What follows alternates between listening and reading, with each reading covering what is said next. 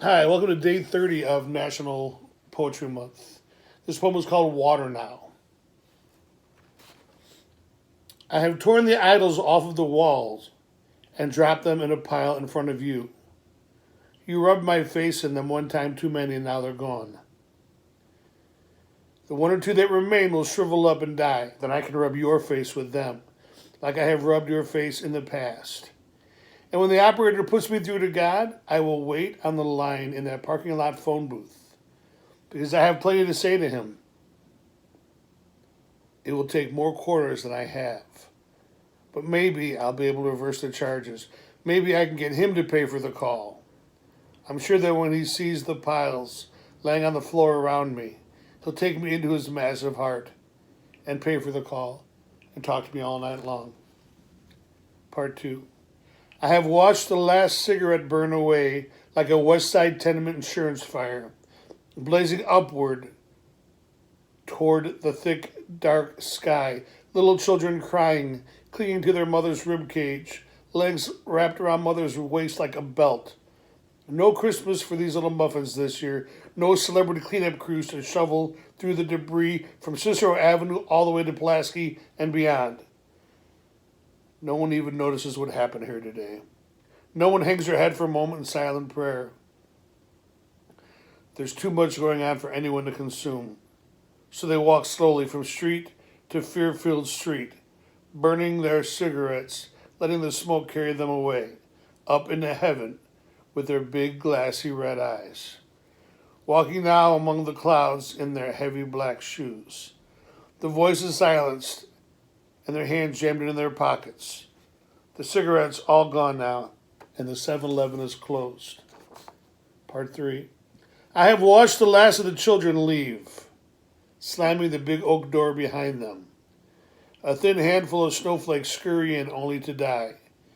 And you put your love face on for me. But I just want to sit in my big chair and look out over the pure, white winter grass. The big red plastic sled leaving tracks in the snow. They will search for Kilimanjaro, only to be seduced like Hemingway was. You bring your love face to me and put it in my hands. I pretend not to notice, but still you won't leave. So I take you into my big hairless arms. I take your weight into my lap where it is safe. My mind is with the children on their journey. The dogs are curled up and sleeping under my chair. Part 4. She asked me who I was writing for. I told her it was my generation. She didn't like my answer very much. Your generation doesn't care, she implied. You're right, I returned sadly. The ones who do care can hardly read, she laughed out loud right in our faces. But we knew she was right this time. Her all-knowing, self-righteous generation, with all of their sanctimonious soft soap politics, they never had anyone to challenge their voices.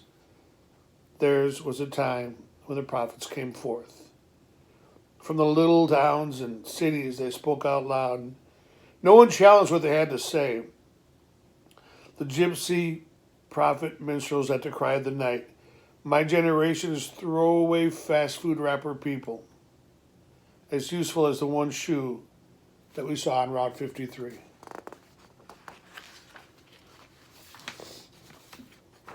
Part 5.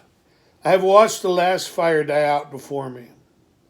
All the piles of all the idols are ashes now. I have no place to rub your sad, tired soul.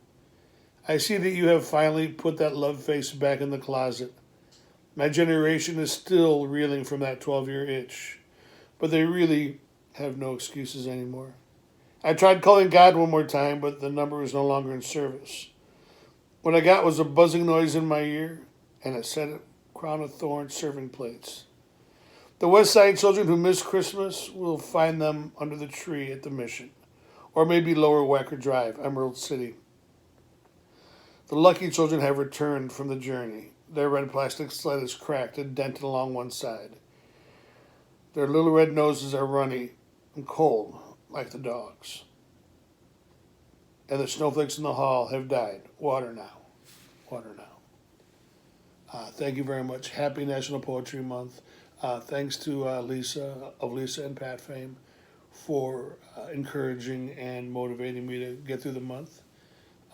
And link is down there to find my poetry blog or to ask me questions about writing poetry. Have a great summer.